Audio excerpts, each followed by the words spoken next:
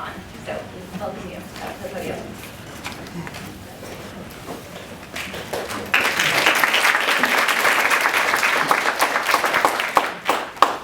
Well, good afternoon, buenas tardes. Juan Gomez, I'm a senior advisor and program manager at MIPA. I'm very honored to be here. MIPA stands for Motivating Individual Leadership for Public Advancement. We're a transdisciplinary crew of men and women. We're for-purpose, mission-driven, and essentially what we're trying to do is cultivate change makers for the next 7 generations. When we think about health-related fields, even public health, we start thinking about how is that an avenue to build power?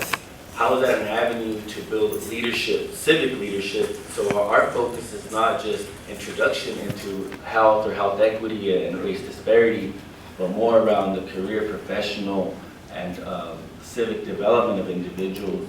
Because we're thinking about, as folks in the health and health-related fields, and as your networks grow and your career aspirations soar and your hard work pays off, your smart work pays off, is how are you going to occupy those commissions? How are you going to maybe run for elected, right? How are you going to get into boards? How are you going to become in philanthropy? Like, you got to start thinking big like that, thinking about how to use your work to benefit the social good. Oftentimes, our work is based beyond hospitals, even though that's an important thing. It's like beyond that, like how do you use your privilege a lot of the times and your hard work and the labor of love that your parents did to make it happen in a different way.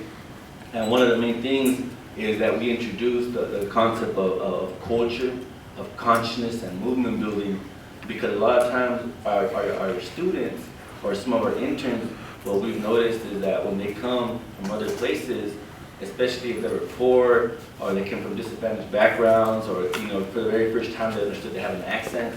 If you're an English second learner, it can be hard. So a lot of it is kind of ensuring that we're addressing those prosperity blocks. A lot of times you think that someone else can do it, that's not for you. It's like, hell no, that's just for you, right? And also, for a lot of us, we've experienced a lot of trauma and chronic adversity. Everything from bullying, divorce, to like esteem issues. So really, like I said, for us is to, while everyone else is, messaging at you, it's like, for us, it's to really think about the internal dialogue so that when you're in positions that you really feel confident where you're at. For us, it's really about making health accessible and marketable. So when we talk about these things, like, there's some folks that they're all into the books and stuff like that, and we're all into the books too, but we like to have fun.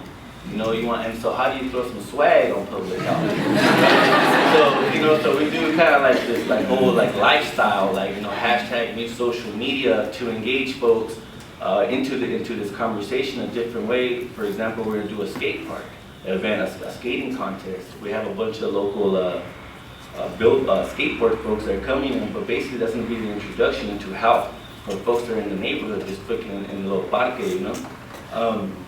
Another thing is, the most important part, I think, about our work, I would say, is to create pathways for folks like us, because a lot of times it becomes really a kind of when we're talking about, the American dream for us, is like, that's not really a reality, it's really hard. I myself am someone who's formerly incarcerated, and it was really hard for me, but I understood that with so many people coming back from prison, from jail, understanding that it's excessive, it's expensive, and it's misused, is that how do we engage folks who are returning? But that's really a public health issue. Like, how do we, folks ending up in jail, and how much is it costing us? But also, when there's college students returning, how do we make a perfect match for them to kind of work hand in hand? And more importantly, is that, Salinas is a rural community, and it's thinking about a lot of times when you guys get your degrees and stuff like that, you'll get, accepted to, I don't know, Berkeley, Stanford, Columbia, and all these places, and you never return home. And that's kind of sad, and it pulls at some of your heartstrings. So for us is, go where the hell you need to go, but come back. Bring back the bacon. That's the most important part, because your communities need you. And you need to be a role model, as a mujer, as a man, that it's important, So that's what I want to say. Thank you so much. Gracias.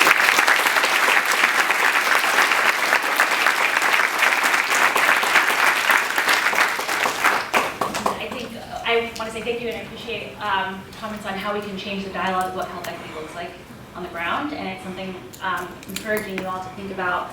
We've had our policy advocacy workshop, we've had our cultural humility workshop, all of these new ideas and language that you now have, how you use them in your own communities and take this back home so that it doesn't just stay here in space.